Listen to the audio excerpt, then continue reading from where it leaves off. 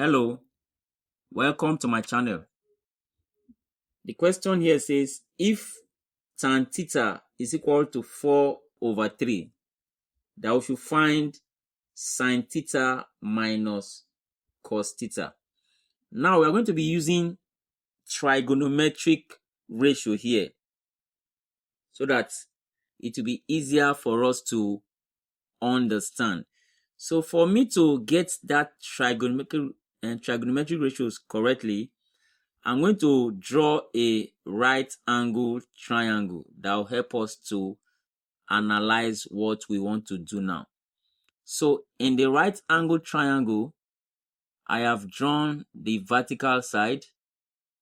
Now this is the horizontal side, and then this slanting side, which is the hypotenuse. And then don't forget that from trigonometric ratio, this is a right angle triangle now.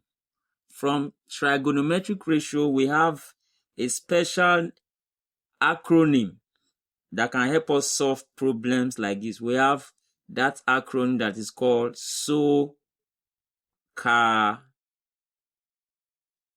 and then TOA. SOHCAHTOA, which means sine is opposite over hypotenuse, cosine is adjacent over hypotenuse, and tangent is opposite over adjacent. Now, back to the question. Don't forget that we have tan theta is equal to 4/3. So let's take this as the angle here, which is theta. So we're going to take this angle of the triangle as theta. Now, from this part, we have tan theta. So the part for tan in this SOHCAHTOA is that tan is opposite over adjacent. So if we look at this, tan theta is opposite over adjacent. That is the formula for tan, opposite over adjacent. So we'll now come to this triangle. This 4 represent the opposite side, and this 3 represent the adjacent side from opposite over adjacent. So 4 is the opposite side, and the side that is just facing the angle, that is the side that is opposite the angle, is the opposite side. And then this other side becomes the adjacent side, which is represented as 3. So now that we have this, we can now get this longest side, the hypotenuse side. So the hypotenuse side, using Pythagoras theorem now, don't forget we have two sides of a right angle triangle. To get the third side, we can use Pythagoras theorem. So from Pythagoras theorem, let's take this side as x.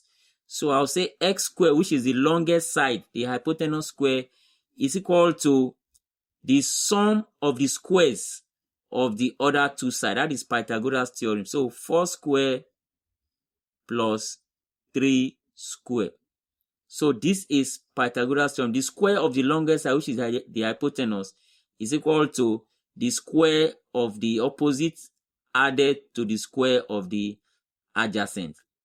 So this will give us 16. 4 squared is 16 plus 9. And 16 plus 9 is 25. So if x squared is equal to 25, then what is the value of x? X will be simply to take the square root of both sides. So we take the square root of this side to give us x, and then we also take the square root of 25, and that will give us 5. So that means this hypotenuse side is 5. I can now write it as 5. Then now, don't forget, the question says that we should find sine theta minus cos theta. So now we are going to get the value of sine theta first, and also get the value of cos theta. So sine theta now, sine theta will be equal to, don't forget, from this acronym, sine is opposite over hypotenuse. Opposite over hypotenuse. And the opposite side is 4. So 4, which is the opposite side, over hypotenuse. The hypotenuse side is 5. That is the longest side, 5. And then we also get the value of cos theta. Get the value of cos theta because we are looking for sine theta minus cos theta. So to get the value of cos theta, we go to the mnemonic, the acronym again that says CA, this cosine, this car part is the cosine part. So cosine is adjacent over hypotenuse. Adjacent over hypotenuse. Don't forget, this is the hypotenuse, this is the opposite side which is facing the angle, and this third side is the adjacent side. So adjacent over hypotenuse, that is the cosine. So cos theta is equal to the adjacent side, which is 3, all divided by the hypotenuse, which is 5. So now that we have the value of sine theta and we also have the value of cosine theta, we can now go ahead to find sine theta minus cos theta, which is what the question is asking us. So that we can now say sine theta minus cos theta will simply be equal to the value of sine theta, which is 4 over 5, minus the value of cos theta, which is 3 over 5. Since they have the same denominator, the best way is just to simply subtract their numerator. So that will now get sine theta minus cos theta will now give us 1. That is 4 minus 3 is 1, all over the common denominator, which is 5.